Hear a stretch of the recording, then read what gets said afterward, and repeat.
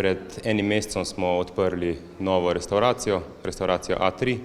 s katero želimo nadaljevati eno tako lokalno, tradicionalno zgodbo ribogojstva Pavlič, ki je zdaj pod novim imenom Akval,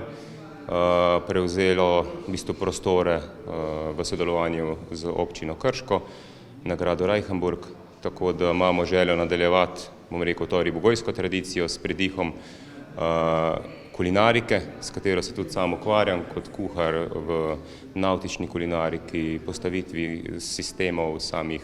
HACCP-ov, celotnih kuhinj po Sloveniji, in pa enkrat je čas, da se odločimo za eno svojo zgodbo, eno svojo prepoznavnost in da imamo eno svojo točko, kjer lahko kreiramo nekaj, kar dajemo gostom. Delno so v naši ponudbi ribe, tudi nekaj je morskih, pretežno temeljimo na, bom rekel, postrvi, potočni postrvi, sulcu, tudi kakšen jeseter se najde. Potem imamo tudi domače lokalno meso, lokalna zelenjava,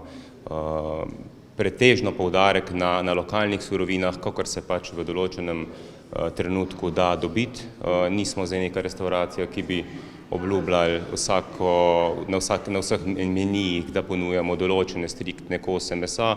ker kot gostinci vemo, da jih lahko tudi zmanjka.